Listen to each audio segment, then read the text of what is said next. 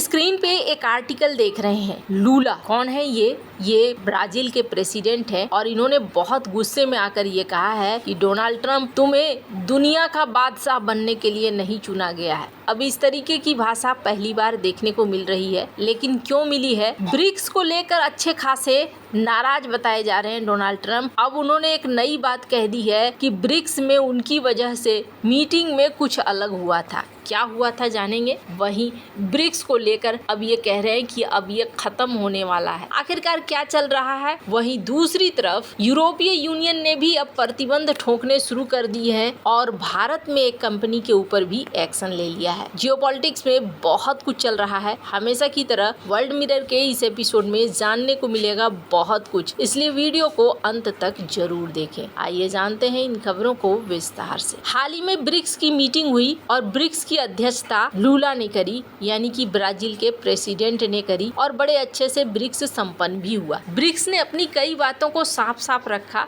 BRICS ने trade tariff को भी, व्यापार में जो टैरिफ के खेल हैं उसको भी साफ साफ रखा। हालांकि लूला के साथ क्या है कि लूला बहुत ही क्लियर कट बातें करते हैं, कई बार बड़े रफ अंदाज का इस्तेमाल भी करते हैं। अभी हाल ही में उनकी एक वीडियो वायरल हुई थी, जिस वीडियो में उन्होंने कहा था कि डोनाल्ड ट्रंप को ना एक सुपर पावर देश के प्रेसिडेंट की तरह रहना चाहिए, इंटरनेट पर किसी आम शख्स की तरह एक्टिव नहीं रहना चाहिए, दुनिया के समस्याओं को हल करना चाहिए। अब इसके बाद देखने को ये भी मिला कि डोनाल्ड ट्रंप ब्राजील से अच्छे खासे नाराज बताए जा रहे हैं। ब्राजील के ऊपर डोनाल्ड ट्रंप ने आरोप लगाया है कि इनके साथ व्यापार घाटा बहुत ज्यादा है, जबकि ब्राजील का कहना है कि तुम्हारी डिजिटल टेक कंपनियां जो हैं ये अच्छा खासा मुनाफा बनाकर निकल जाती हैं, तो तुम अगर चाहो तो हम लोग बैठ के बातचीत कर सकते हैं, लेकिन इस तरीके से दबाव बनाना सही नहीं है। अब ब्रिक्स के आयोजन के बाद ये देखने को मिला है कि अमेरिका नाराज है।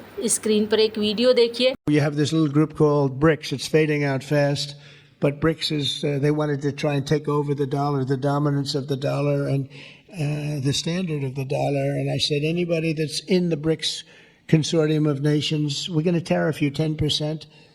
And they had a meeting the following day, and almost nobody showed up. They were saying, "Leave me alone." We didn't want to. They didn't want to be tariffed, did they, Howard? So it's amazing. No, we're not going to let the dollar slide. If we have a smart president, you're never going to let the dollar slide. If you have a dummy, that could happen. Like the last one, he would. If you ever asked him about the dollar sliding, he would have no idea. But we can't let that ever happen again.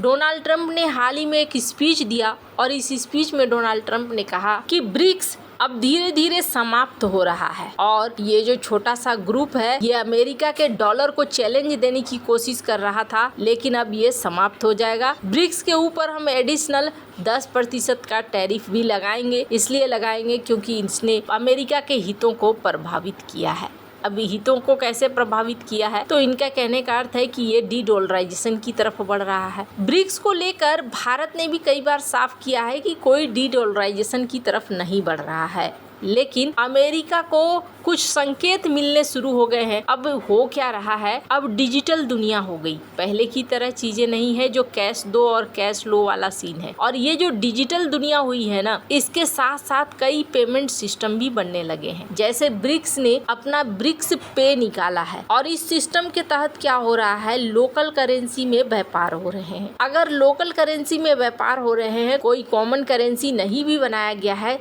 तो भी ये dollar के लिए एक challenge बन रहा है। और इसी वजह से डोनाल्ड ट्रंप यहाँ पर 10% टैरिफ लगाने की बात भी कह रहे हैं। लेकिन इसी मीटिंग में उन्होंने एक और बात कही और उन्होंने कहा कि मैंने 10% टैरिफ की धमकी दी, जिसका असर ये हुआ कि दुनिया के बड़े बड़े नेता ऑलमोस्ट इसमें कोई नहीं आया था। अब सच्चाई क्या है? सच्चाई ये है कि शी जिनपिंग इस मीटिंग में नहीं पहुंचे थे, पीएम मोदी पहुंचे थे और राष्ट्रपति पुतिन वीडियो कॉन्फ्रेंसिंग के माध्यम से शामिल हुए थे। हालांकि सबके अपने अपने कारण हैं। शी जिनपिंग के देश के अंदर कुछ तो जरूर चल रहा है, जिसकी वजह से ये ज्यादातर बाहर निकलते हुए नहीं दिख रहे हैं देश से। वहीं दूसरी तरफ पुतिन की बात करें तो पुतिन ने इंटरनेशनल क्रिमिनल कोर्ट का सम्मान किया। वो ब्राजील इसलिए नहीं गए क्योंकि उनके ऊपर अरेस्ट वारंट निकला हुआ था। हालांकि पुतिन पहुंच भी जाते तो ब्राजील उन्हें अरेस्ट नहीं करता, लेकिन ब्राजील के लिए किसी तरीके की कोई मुश्किल पुतिन खड़ा नहीं करना चाहते थे।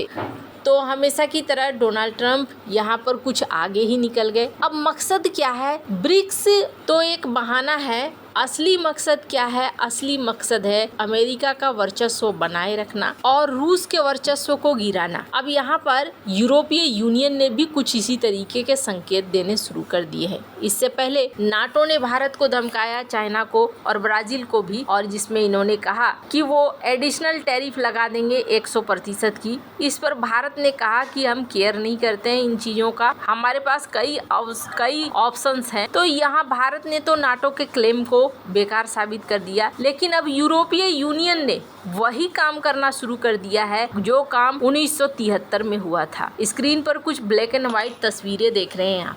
लिखा हुआ है सॉरी गैस नहीं है, पेट्रोल पंप बंद है, और इतनी लंबी लंबी कतारें। ये कब की तस्वीरें हैं? ये तस्वीरें हैं 1973 की। तब कुछ ऐसे कार्टून भी पब्लिश होने लगे थे कि तेल ने दुनिया में हाहाकार मचा दिया है। हो क्या रहा है? रूस के ऊपर यूरोपीय यूनियन ने पहले तो $60 पर बैरल का प्राइस कैप लगा कर रखा था कि इतना में मिले तो भी तेल ठीक है, नहीं तो नहीं। अब इन्होंने उससे घटाकर $47 पर बैरल कर दिया है। अब रूस के साथ क्या दिक्कत है? रूस ने क्या किया है? एक डार्क फ्लीट तैयार करके रखा हुआ है जो कि कहीं पर भी रजिस्टर्ड नहीं है और इनके जरिए ये तेल भेजते हैं। अब इनके ऊपर भी एक्शन लिया है यूरोपीय यूनियन ने, 100 टैंकर्स को बैन कर दिया है। ये सब के बाद भारत में एक कंपनी है नायरा एनर्जी, जिसके अंदर करीब 49% की हिस्सेदारी है रोजनेफ्ट की, जो कि एक रूसी कंपनी है। अब इन्होंने इस पर भी बैन लगा दिया है और ये कहते हैं ना, अपने ही पैरों पर कुल्हाड़ी मारना।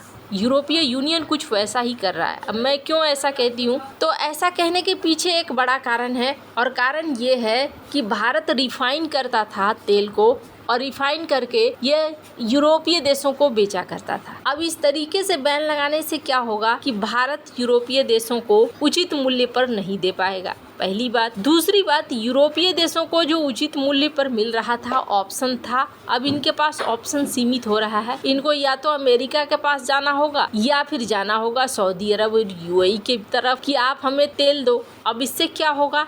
ये देश अपनी कीमतों को बढ़ा देंगे और अंत में पे किसे करना पड़ेगा? पे करना पड़ेगा यूरोपीय यूनियन को। तो कुल मिलाकर ये अपने लिए ही गड्ढा खोद रहे हैं। और जहाँ तक बात रही तेल की, तो मैं आपको बता दूं, ये जो तेल का खेल है ना, ये कुछ ही साल चलेगा। कुछ ही साल का मतलब कुछ ही साल है, 3-4, उससे ज्यादा नहीं। क्यों? बहुत तेजी से भारत, चाइना, ये वो देश हैं जो ग्रीन एनर्जी की तरफ शिफ्ट कर रहे हैं। और ग्रीन एनर्जी की तरफ शिफ्ट करने का मतलब ये है कि तेल की जरूरत ही आने वाले भविष्य में खत्म होने वाली है। ब्रिक्स कंट्री में खास तौर पर ये तेजी देखने को मिल रही है कि ये तेल के ऊपर से डिपेंडेंसी अब खत्म करना चाहते हैं। खैर, अब आपको समझ में आया होगा कि लूला का गुस्सा ट्रंप के ऊपर क्यों फूटा है। लूला ने क्यों कहा कि आप दुनिया पर राज करने के लिए नहीं चुने गए हो। दरअसल देखा जा रहा है अमेरिका और अमेरिका के सहयोगी देश कुछ चीजें ऐसी कर रहे हैं, अपने ही पैरों पर कुल्हाड़ी मारने जैसी है। आपको क्या लग रहा है इन सब मामले में? आपकी क्या राय है? कमेंट कर जरूर बताएं। जल्द मिलते हैं अगले वीडियो में नई खबर के साथ।